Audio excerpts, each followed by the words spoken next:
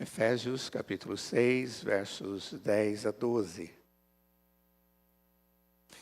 Quanto ao mais, sejam fortalecidos no Senhor e na força do seu poder. Vistam-se com toda a armadura de Deus para poderem ficar firmes contra as ciladas do diabo.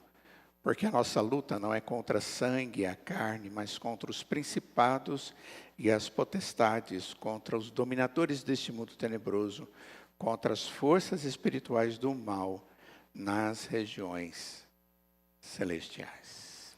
Oremos.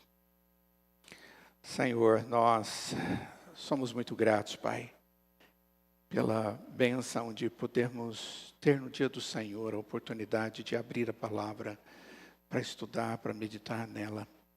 Pedimos que bondosamente o Senhor com teu Espírito abra o nosso entendimento para que possamos, cada um de nós que está aqui, entender a tua palavra.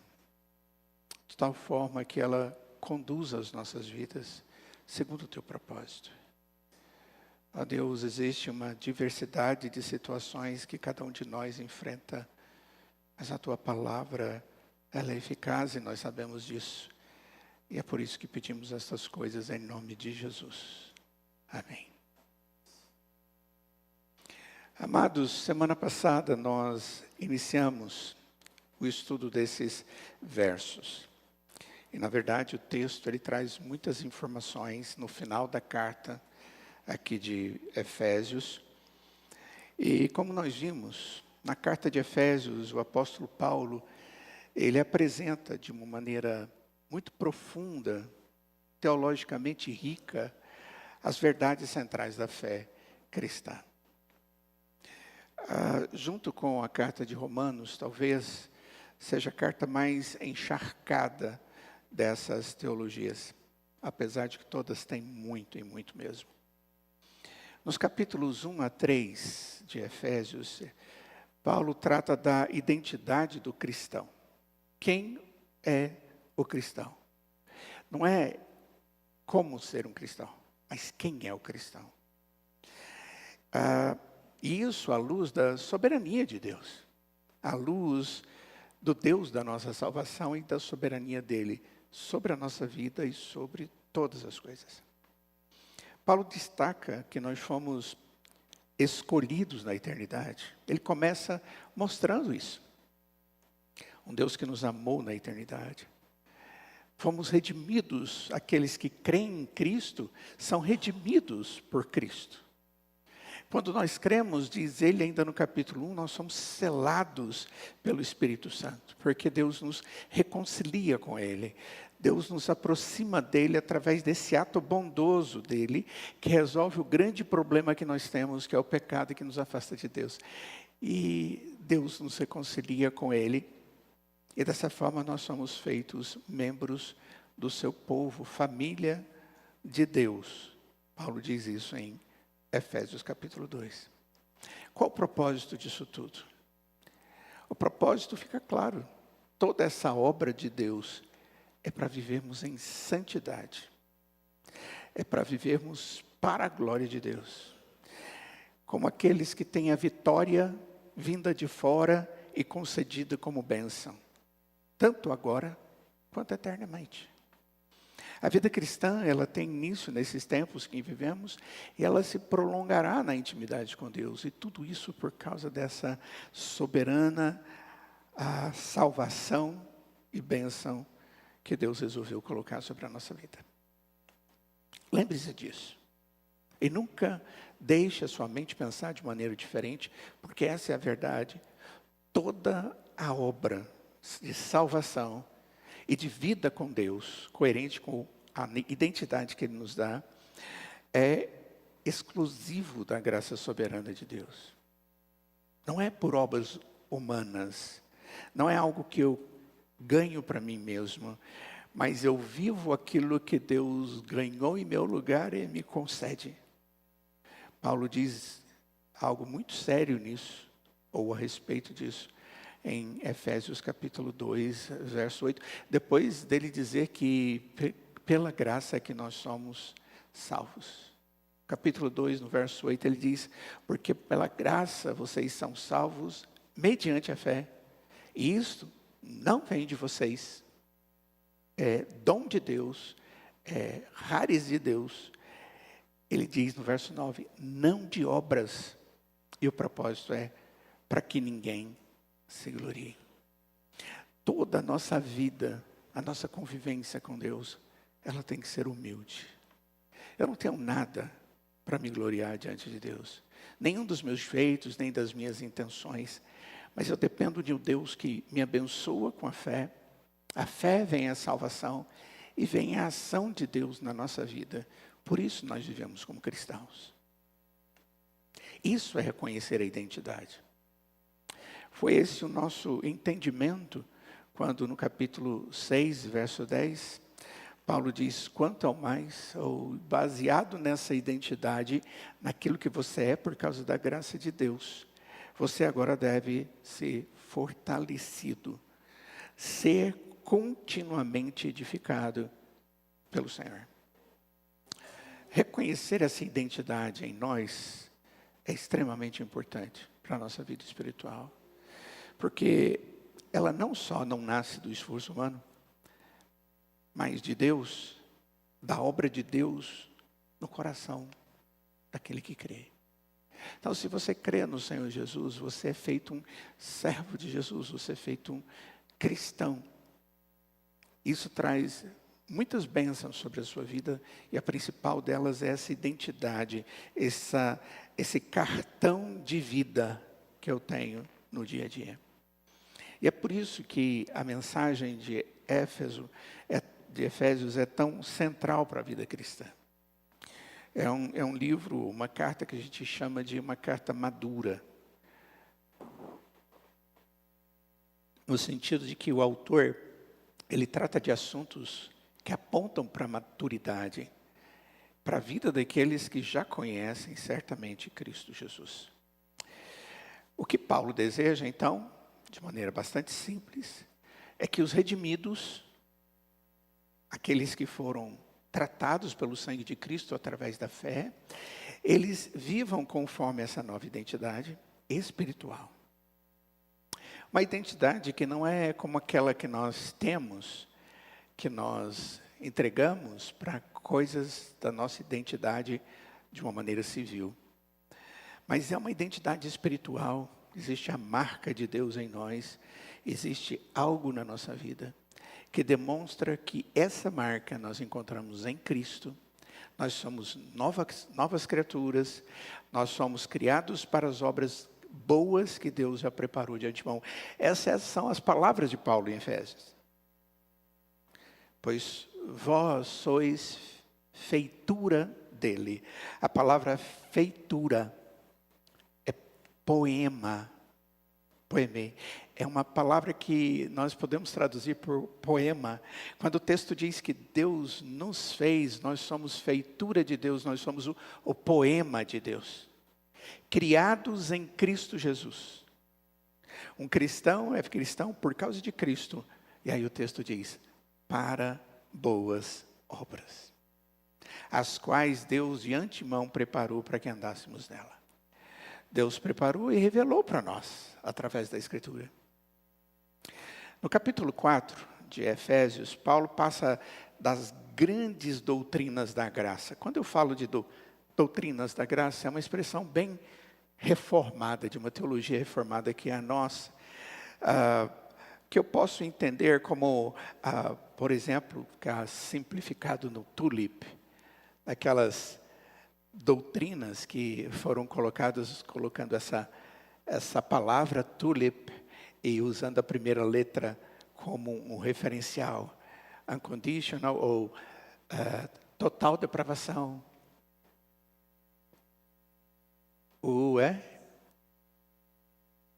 Pode falar?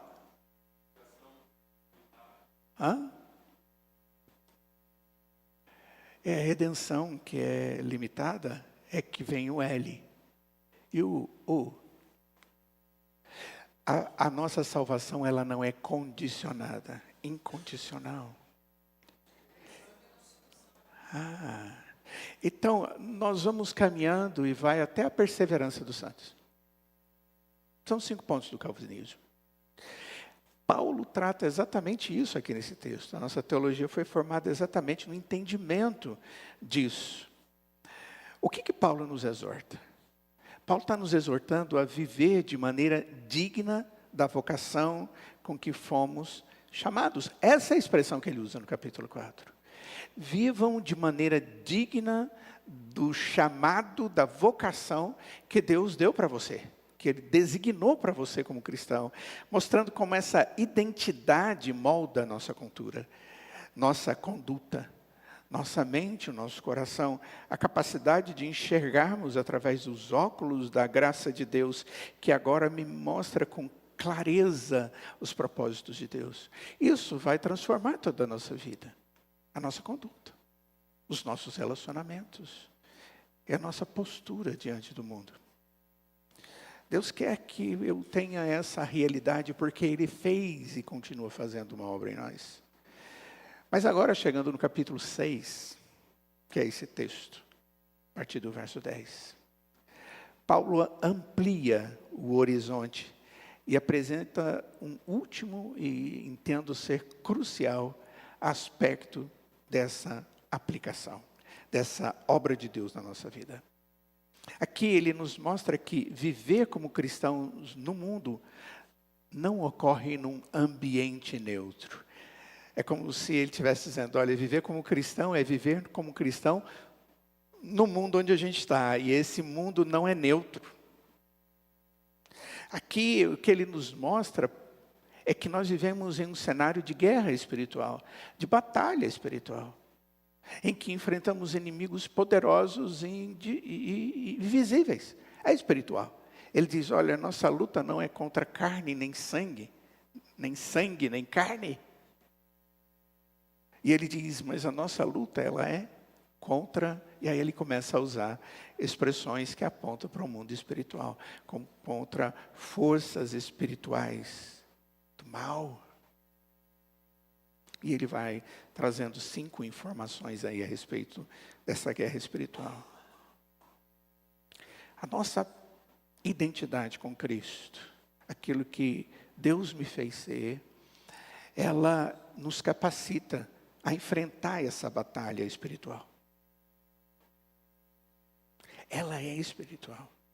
Nós vivemos num cenário de guerra espiritual em que enfrentamos inimigos poderosos e invisíveis. Mas é interessante, Paulo não vai trazer essas informações para gerar ansiedade e medo em nós. O que a gente percebe é que Paulo, ele só fala isso aqui depois dele dizer no verso 10, olha, fortaleçam-se no poder de Deus.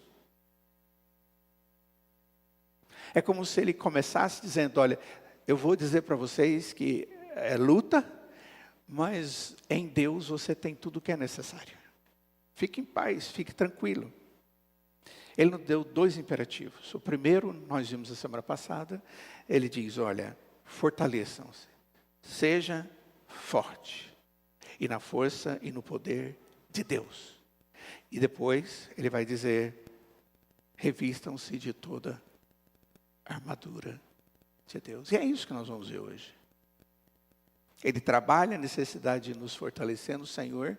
E agora ele diz, revistam-se de toda a armadura de Deus. Reconhecendo que a armadura, essa que tem uma linguagem que usa realmente aquilo que é uma armadura, uma couraça, uma espada, um capacete, um elmo. E toda essa armadura é o meio que Deus, em sua graça soberana, providenciou para nos sustentar em meio a essa batalha espiritual. Ou seja, usar uma expressão é, Deus não nos deixou na chapada. Já ouviram essa expressão?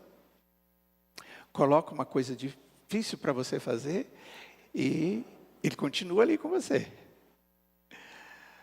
Ele não te deixou naquela situação. É isso que diz esse provérbio, essa expressão muito conhecida por nós, principalmente nessa região.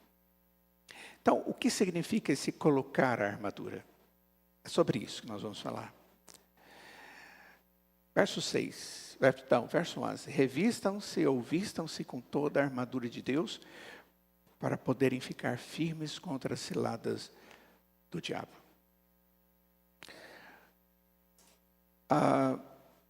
Esse mandato de Paulo, ou essa ordem, essa orientação de Paulo, ela está intimamente ligada ao primeiro mandamento, mas traz uma aplicação mais específica. Ele usa aqui uma metáfora, que é a metáfora de batalha, uma figura de uma batalha, indicando a necessidade de nos prepararmos para uma batalha ou guerra espiritual que enfrentamos como cristãos. Então, entenda, lutas na vida tem a ver com a nossa espiritualidade. E luta na nossa vida, seja eu cristão ou não, ela existe. Mas para um cristão, o apóstolo Paulo está dizendo, olha, é diferente. Vai ter inundação nas terras e na casa de crédulo e incrédulo. Vai pegar fogo no bairro e ali vão ter cristãos e não cristãos. E o que vai diferenciar toda essa realidade da vida tem a ver com o que Deus é na minha vida. Como é que tudo isso se discerne, como é que tudo isso é enfrentado. Mas ele está dizendo que até mesmo essas coisas normais, elas têm um propósito espiritual. Revestir-nos da armadura de Deus aponta para essa realidade de que a vida cristã é marcada por um conflito contínuo. Eu fico observando algumas pessoas colocando o problema delas como o maior. E aí você diz, já conversei com alguém que teve algo semelhante, mas não é como o meu. Ou diz alguma coisa e você orienta, ele diz, mas você não sabe o que é isso no dia a dia.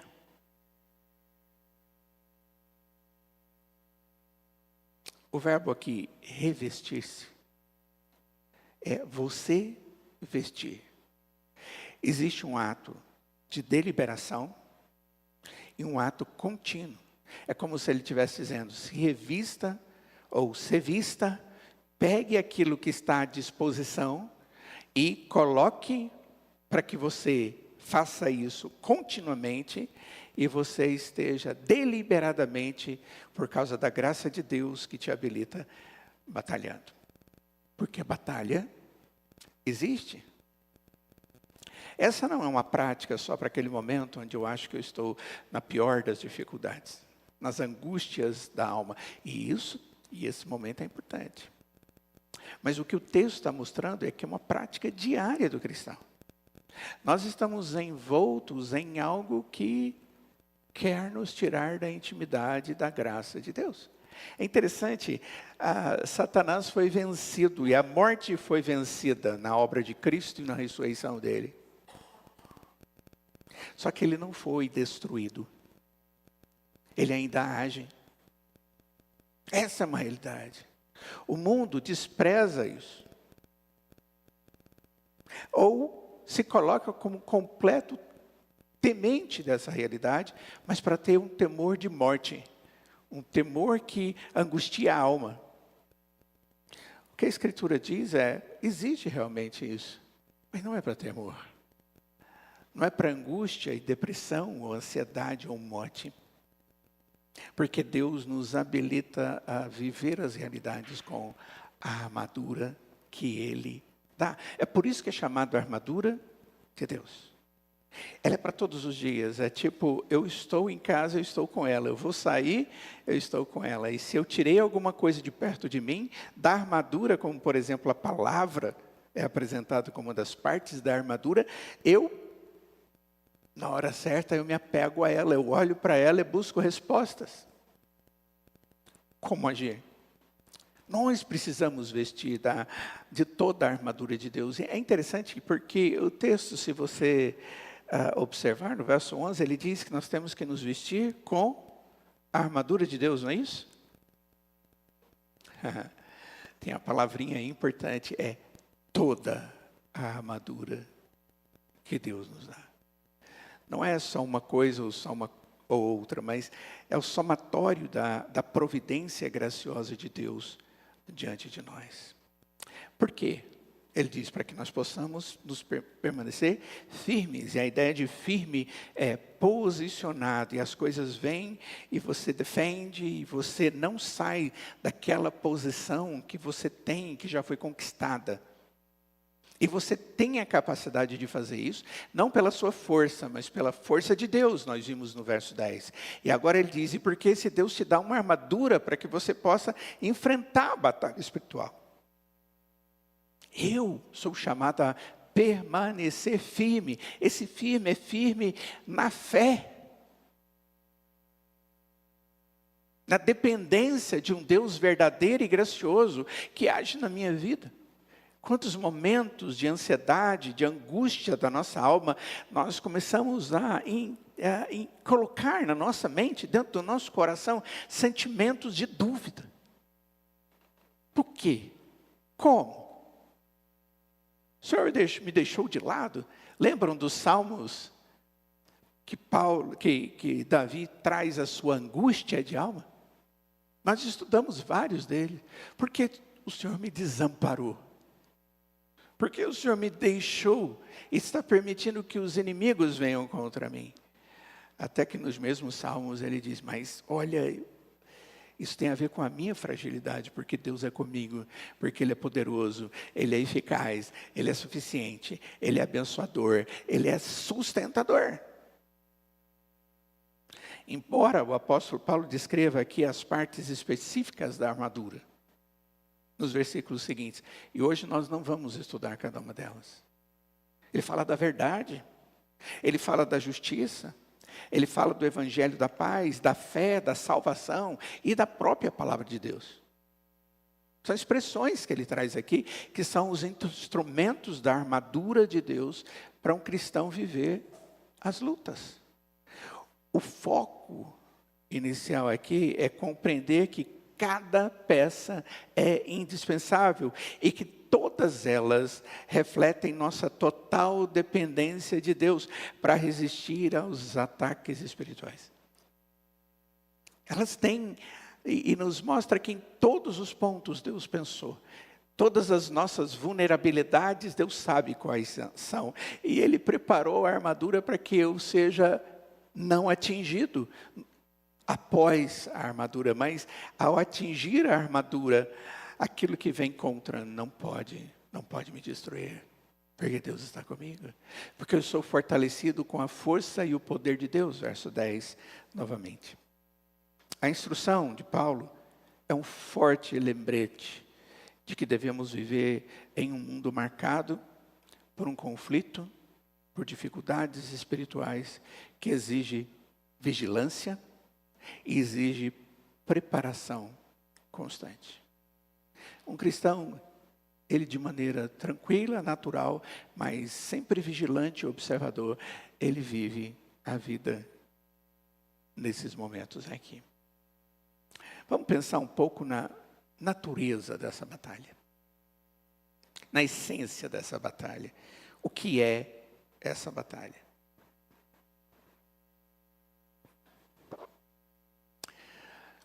Bom, ser cristão não significa viver uma vida isenta de lutas. E a gente já chegou a essa conclusão.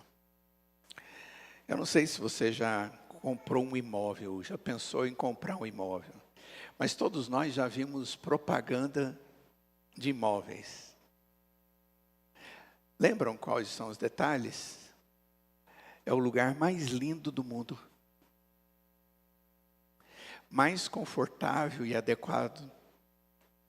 Cheio de situações que eu preciso ter um quarto, eu preciso ter um banheiro, eu preciso ter a cozinha, eu preciso ter uma sala, eu preciso ter diversão. E hoje, cada vez mais, estão apresentando isso. Você olha para aquele imóvel que está sendo apresentado e fala, tudo isso é maravilhoso. Aí eles colocam um casal extremamente feliz dentro daquele lugar, com seus filhos, e brincando, e coloca no colo, e sai correndo, e põe na bicicleta, e nada, e corre, e respira o ar, e fica tranquilo. Ok. Aí você fala, é tudo que eu preciso. Compra o imóvel.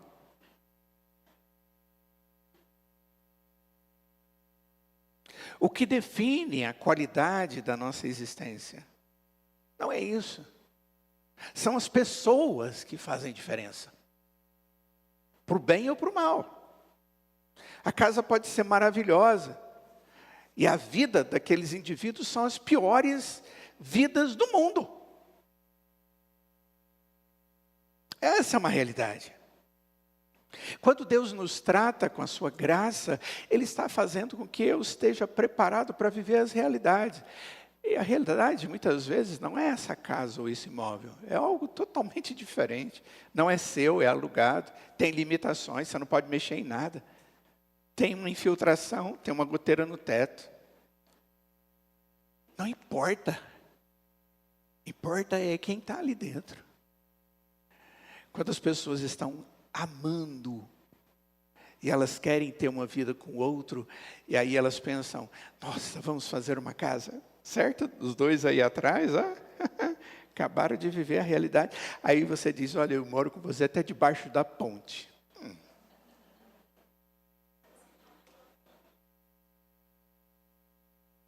Ao outro extremo. A grande verdade é que ser cristão não significa viver uma vida isenta de lutas. Mas quem Deus fez cada um de nós ser, a minha identidade, eu sou do Senhor. Ele cuida de mim. Eu não estou isento de lutas, pelo contrário, a batalha é uma característica inerente, essa é uma característica própria da vida cristã. O mundo, ele não gosta da ideia de Deus, da bondade, da suficiência de Deus, do poder de Deus que intervém na história das pessoas, que intervém na própria vida física de muitas pessoas, curando-as, suprindo-as. É aquele que sabe cada uma das nossas necessidades. Aquele texto de Mateus que nós estudamos aqui, onde o Senhor Jesus diz, eu conheço cada uma das vossas necessidades. Fiquem tranquilos. Não hajam como gentios ou incrédulos que ficam perguntando o tempo inteiro o que eu vou comer, o que eu vou beber, o que eu vou vestir. Isso é coisa de gentio, diz o Senhor Jesus. Fica tranquilo. Deus sabe do que você precisa. Nós podemos olhar para um exemplo muito interessante. Esse texto, ele fala de algo que na tradução é chamado de ciladas do diabo. Deus nos dá armadura para podermos permanecer ou ficar estacados, firmes contra as ciladas do diabo. Verso 11. Essa cilada, essa palavra cilada, o que ela está dizendo é que Satanás utiliza métodos enganosos e ardilosos para tentar desviar e enfraquecer os filhos de Deus. Nossa, o seu problema é tão grande que Deus não pode nem resolver. O seu pecado é tão absurdo que Deus não pode perdoar. Que loucura é essa?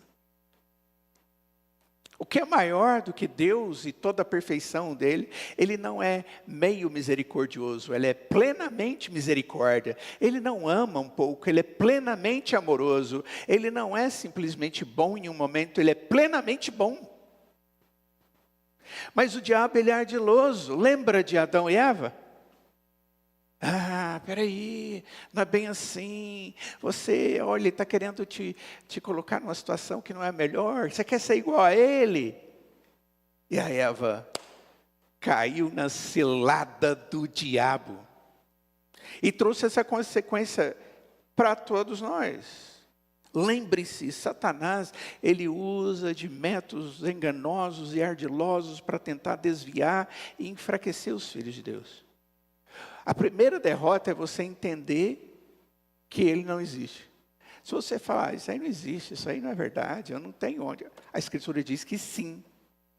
Então, cuidado, você não considerar um inimigo, você já começou a batalha perdendo.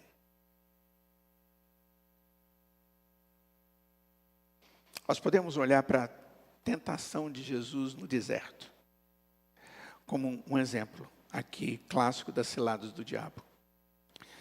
Satanás tentou oferecer atalhos para o Senhor Jesus, que estava ali orando, e se preparando para o ministério dele. Ele está querendo mostrar ali, olha, submeta-se a mim e eu vou te dar comida, eu vou te dar todos os reinos. Jesus já tinha tudo aquilo. E ela era Deus, e é Deus. Mas ele está sendo tentado. A Escritura diz que Jesus passou por todas as provações, mas não pecou de forma alguma. O próprio Senhor Jesus foi tentado. De forma semelhante, ele tenta enganar os cristãos, com propostas que parecem atraentes, mas que desviam daquilo que é o propósito de Deus para nós, que temos agora uma identidade. Somos do Senhor Jesus, filhos de Deus, cristãos. Ixi, nós estamos cheios de propostas pecaminosas diante de nós, para fazer o que é contrário à verdade, à justiça e à glória de Deus. Sendo assim, queridos, resistir às ciladas do diabo exige firmeza, exige coragem e exige disposição de rejeitar os atalhos sedutores do diabo, do mundo e da carne. Daqueles que nos tentam. Somos tentados pelo mundo que está ao nosso redor, que nos oferece tantas coisas. Nós somos tentados pela ação maligna e as ciladas do diabo. Essa é a natureza da batalha. É uma luta contra o inimigo de Deus. O microfone para Marisa, por favor.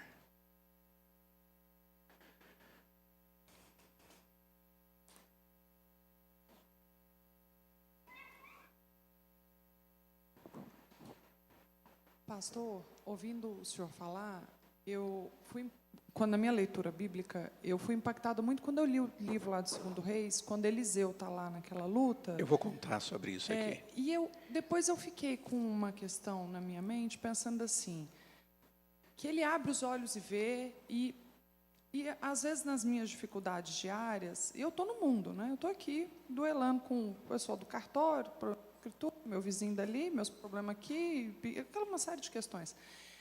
E às vezes eu me coloco um questionamento, quão excessivamente espiritual eu estou sendo, ou quanto eu estou lidando com as questões. Sabe assim, pastor? Porque eu estou no mundo, né? Eu tenho que lidar com problemas, às vezes, cotidianos. Uhum. E eles precisam dessa resposta. E eu sempre me fico me questionando em relação a isso, sabe? Ok, sua colocação é sábia. Nós vamos tratar sobre isso porque o texto passa exatamente por essa abertura dos olhos, por essa compreensão. É interessante porque os instrumentos que o diabo usa, às vezes têm nome e sobrenome. Nasceu numa data específica e está sendo instrumento contra a minha vida com Deus. Às vezes os inimigos são instrumentos usados pelo inimigo e às vezes são até pessoas. Mas a gente vai chegar lá. A gente vai caminhando aqui, mas a sua colocação ela é verdadeira. Qual o contexto da batalha espiritual? O texto está dizendo, é uma batalha espiritual, mas qual é esse contexto? Paulo deixa claro aqui no verso 12, e ele diz que a nossa batalha não é contra carne e sangue. Diz assim, porque a nossa luta não é contra os principados, não é contra a carne e o sangue, mas contra os principados e as potestades, contra os dominadores desse mundo tenebroso, contra as forças espirituais do mal nas regiões celestiais.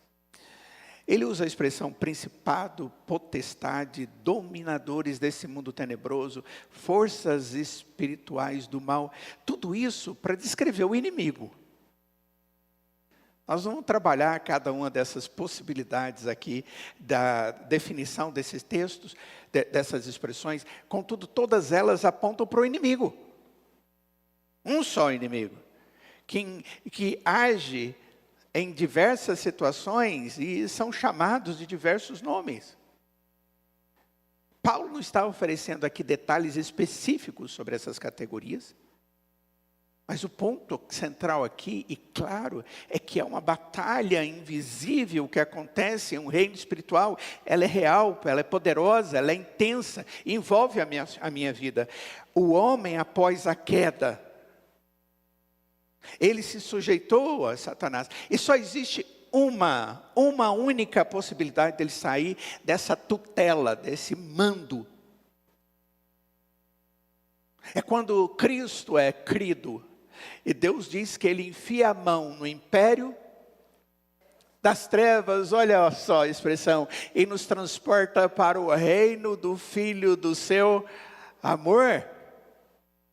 É essa obra de Deus me desviando, me tirando, me arrancando. E a ideia ali, me tirar, é de arrancar com força.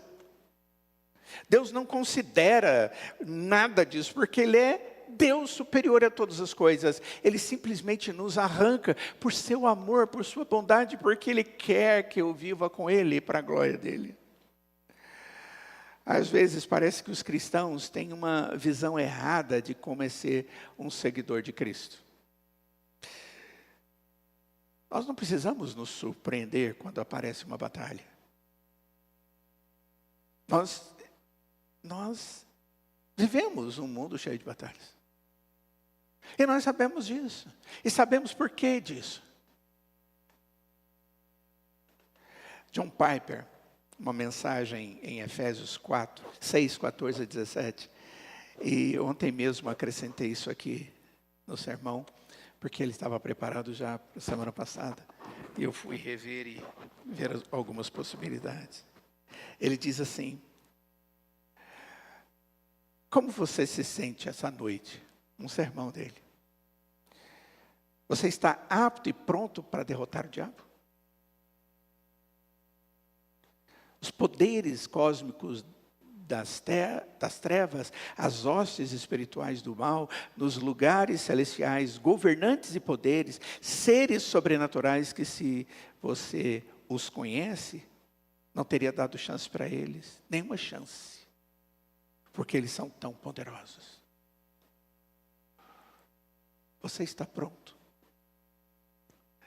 Você pode derrotá-lo esta noite, quando você for para casa, porque eles vão estar lá. Eu li isso aqui e falei, é exatamente isso. É exatamente isso. Eu não posso subestimar essa realidade, mas eu não posso estimá-la a ponto de perder a noção da nossa identidade, de quem é Deus na nossa vida. Eu tenho que entender que Deus, Ele me salvou e Ele me identifica, Ele cuida de mim, Ele faz a obra por mim, Ele me dá armadura, mas eu vou enfrentar a batalha. Em momento algum a Escritura diz que o cristão não enfrenta a batalha. Enfrenta. Paulo, eu não creio que ele está aqui amedrontando os efésios, mas ele está assim declarando claro, ou deixando claro que existe uma batalha espiritual que enfrentamos o tempo todo. Somente na força de Deus podemos vencer. Essa é a mensagem. No entanto, cuidado. Nós não devemos nos assustar. O próprio apóstolo Paulo diz que em Jesus nós já temos a vitória assegurada. A grande maioria das nossas ansiedades, das angústias da alma, os problemas dos nossos relacionamentos é que a gente desconsidera a identidade e a certeza de um Deus que cuida de mim. Em meio a qualquer situação, e se você está passando por ela é porque Deus de alguma forma tem propósito disso na sua vida. O fato de você não entender, não tira de Deus a eficácia da sua obra. É isso que Paulo diz em Colossenses capítulo 2, verso 15. Ele diz que Cristo despojou, tirou os principados e potestades e os expôs publicamente ao desprezo. E diz, eu venci, triunfando sobre eles. Sabe aonde? Na cruz, diz o texto. Eu falei sobre isso no período da Páscoa do ano passado. daquilo que Jesus venceu na cruz, aquilo que Ele estava fazendo na cruz. E uma das coisas que Cristo estava fazendo é pagar pelos meus pecados. Ele estava pagando pela culpa dos meus pecados. A pena que caía sobre mim, que era a morte, Ele estava levando sobre si. Mas também ali, diz o apóstolo Paulo, Ele estava triunfando sobre o próprio diabo. Esse foi o momento em que o filho da mulher pisou na cabeça da serpente que nos acusa. A cruz de Cristo é a garantia da derrota final de Satanás e seus aliados. Sendo assim, enquanto o inimigo ainda tenta nos atacar, ele já está vencido. E nossa força está naquele que já triunfou. Por isso que é fortalecei-vos no Senhor, na força do seu poder. Dos versos 14 a 18 aí, na sequência, eu vou ler, porque eu acho que é importante para nós, apesar de que vai ficar para um outro momento o estudo disso, na sequência. Diz, portanto, depois dele ter dito que nós somos fortalecidos no Senhor, que Deus é o nosso poder, é o nosso libertador, que Deus nos dá uma armadura eficaz, ele diz, sendo assim, portanto, fiquem firmes, cingindo-se com a verdade e vestindo a couraça da justiça. Ele está mostrando a armadura. Tenha os pés calçados com a preparação do evangelho da paz, segurando sempre o escudo da fé, com a qual poderão apagar todos os dardos inflamados do maligno. É uma expressão muito comum na Escritura, falar que o diabo manda dardos, setas, flechas, cheias de fogo. Usem também o capacete da salvação e a espada do Espírito, que é a palavra de Deus. Orem em todo o tempo no Espírito, com todo tipo de oração e súplica. E para isso vigiem com toda perseverança e súplica para todos os santos. Depois Paulo diz, orem por mim também. No verso 19. Observem bem, a minha esperança como cristão, a sua esperança como cristão, na batalha que nós vivemos todos os dias da nossa existência, como cristãos. A nossa esperança é porque Deus providencia meios para a vitória cristã, para a perseverança daqueles que são santificados por Deus, no meio de uma verdadeira e dura batalha espiritual.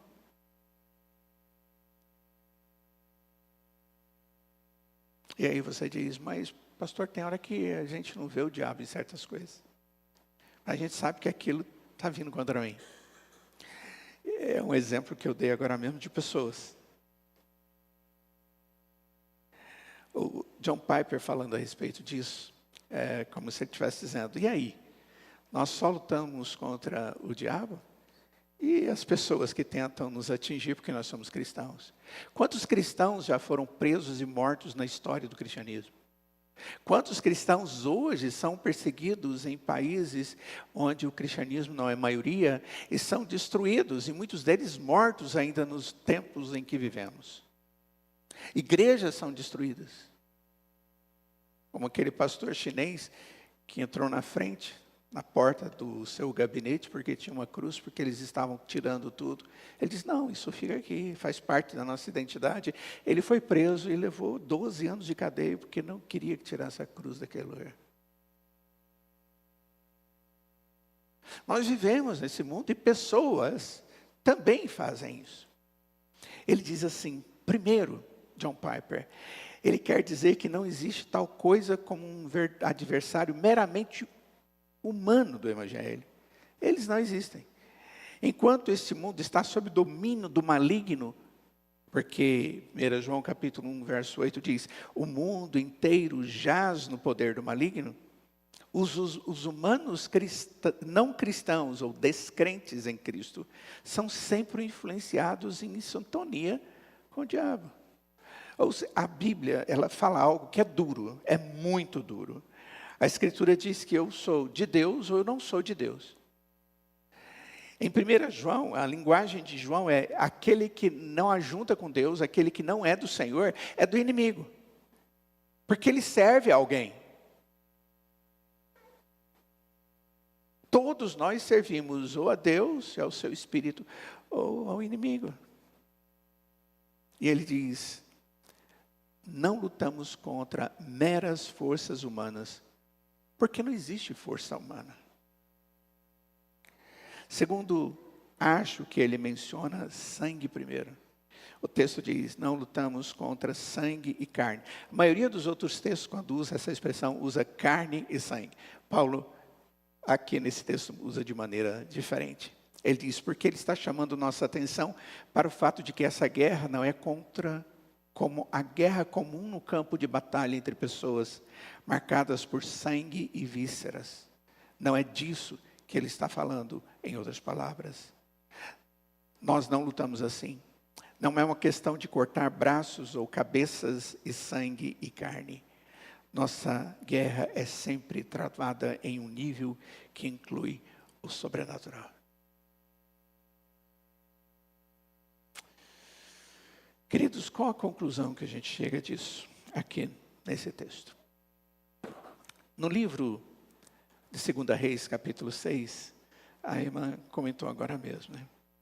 Nos fala que, muito tempo atrás, o profeta Eliseu alertou o rei de Israel sobre os planos do rei da Síria. Seu conhecimento sobrenatural salvou o rei de Israel da guerra e da destruição. Então, o rei da Síria tentou capturar Eliseu, pegar Eliseu. Uma noite, o seu exército, carruagens, cercaram a cidade onde o profeta residia. De manhã cedo, o servo de Eliseu olhou para o cerco que estava diante dele, daqueles belicosos, cheios de armas e de intenções maldosas. Ele chega para Eliseu, o servo, e está em pânico. E no verso de número 15 de 2 Reis, capítulo 6, diz, ai, meu Senhor, o que nós faremos? E aí, a coisa ficou preta. Não temos nada para fazer. Eles simplesmente vão chegar aqui, te prender, matar, vão fazer o que eles quiserem. E agora, meu Senhor, o que nós vamos fazer?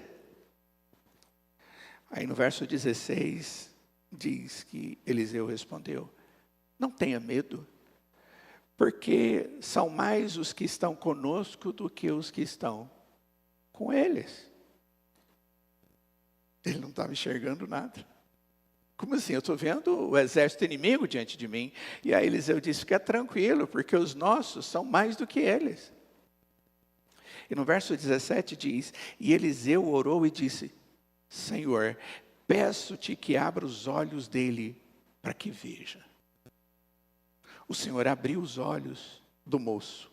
E ele viu que o monte estava cheio de cavalos e carros de fogo ao redor de Eliseu. Uau! Existia sim uma batalha. Existia sim uma intenção daqueles de fazer algo mal contra o servo de Deus. Mas o servo de Deus estava plenamente, completamente a salvo. Porque o exército de Deus estava ali pronto para cuidar disso. Tem hora que a gente pede, né, para Deus, Senhor, abre os meus olhos para que eu entenda, para que eu veja, para que eu saiba. Olhos terrestres viam apenas coisas terrenas. Os olhos daquele rapaz. Guerreiros sírios ferozes, carruagens cercavam a cidade. Mas os olhos da fé, que acontecem através do Espírito, capacitou, viram muito mais do que aquela realidade material. O exército do Senhor, vasto e poderoso, protegeu o profeta e a cidade. A hoste angelical de Deus tinha carruagens de fogo, diz esse texto. E eu não sei como é esse negócio. O rei da Síria não estava no comando da realidade. Muito mais acontece no mundo do que aparenta. Paulo está falando sobre isso. O Deus soberano ainda reina.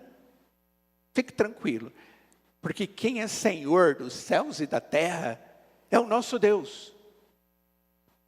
O Senhor Jesus, depois de ressuscitar e vencer o maior dos nossos inimigos, que é a morte, Ele encontra com os seus discípulos e diz: todo poder me foi dado nos céus e na terra. Ele testemunha do poder de Deus sobre todas as coisas.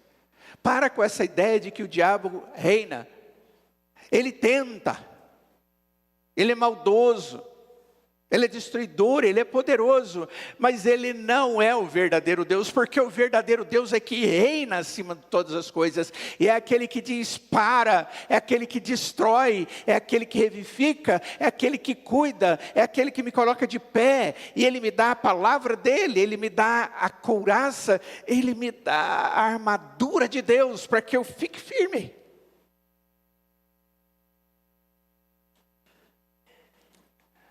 Em Hebreus capítulo 12, verso 1, o texto diz: estamos rodeados por uma tão grande nuvem de testemunhas. É lindo esse texto. Ainda não chegamos nele na nossa exposição de Hebreus. Ou seja, todos aqueles que nos precederam em fidelidade. Ele está falando da fé e desses irmãos. Qual é a aplicação disso tudo? À luz desse texto, há implicações importantes para a minha caminhada cristã e para a sua caminhada cristã.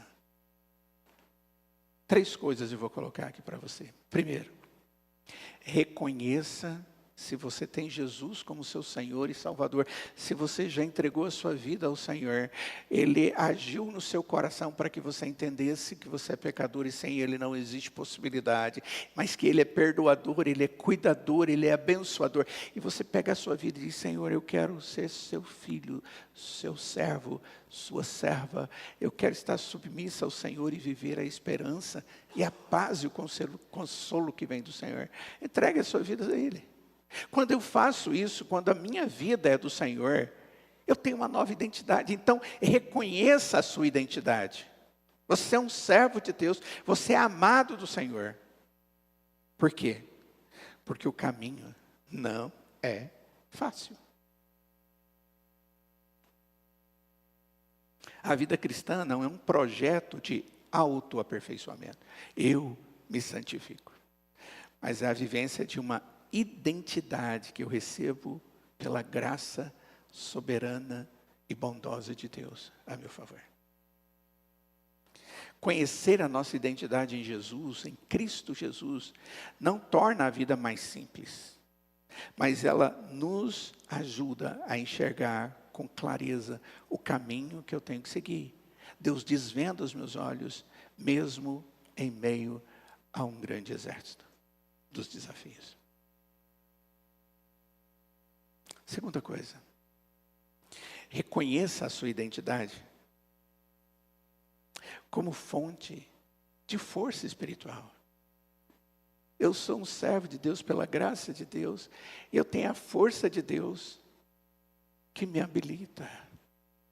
Então eu vou estar pedindo, vivendo, dependendo, sendo fortalecido no poder de Deus. Estar em Cristo nos aponta para o lugar de onde vem a nossa força. De onde vem a nossa força? Do Senhor.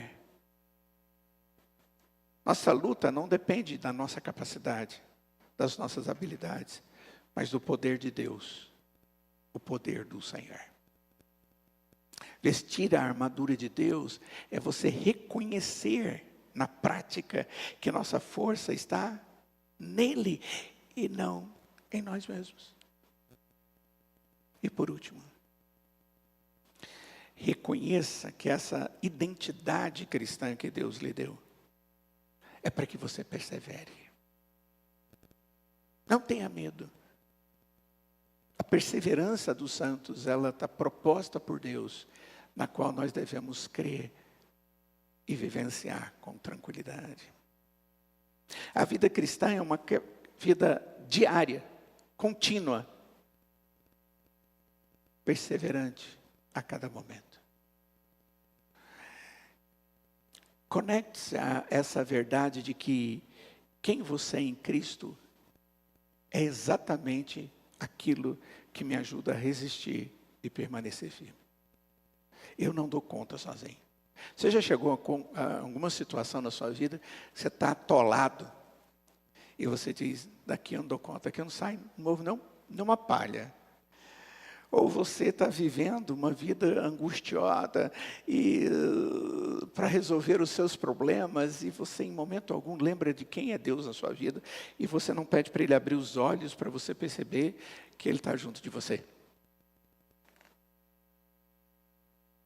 A nossa identidade cristã não só nos fortalece para a batalha, mas também nos garante que a vitória final é certa. Jesus já venceu todas as coisas por nós. Nós lutamos como soldados, mas soldados que já sabem que o triunfo já foi conquistado pelo nosso Redentor. E o nome dele é Jesus Cristo. Vamos orar. Vamos ficar de pé. Ó Deus, o Senhor abre a nossa mente para entendermos uma realidade, Pai, que é tão clara para nós durante a nossa vida, as lutas, as dificuldades, os inimigos, até mesmo as artimanhas e as ciladas do diabo. E agora esse texto da Tua Palavra diz que isso não deve nos assustar, mas nós devemos estar atentos para usar tudo que já temos sido abençoados pelo Senhor, para que possamos vencer. Ó Deus, com esta verdade, acalma nossa alma e conduza-nos a vitórias que o Senhor tem preparado para a nossa vida. Nós não somos derrotados, frágeis, mas temos a vitória que Cristo conquistou e a força que o Senhor nos dá. Ó Deus, ensina-nos a depender do Senhor em cada situação. E nos dê a alegria de vermos a Tua presença real, a Sua presença poderosa, nos protegendo em cada situação. Te imploramos por isso, Deus, em nome de Jesus. E pedimos que a graça do Senhor Jesus, que o amor de Deus o Pai, que a comunhão do Santo Espírito esteja com cada um de nós hoje e para todo sempre. Amém.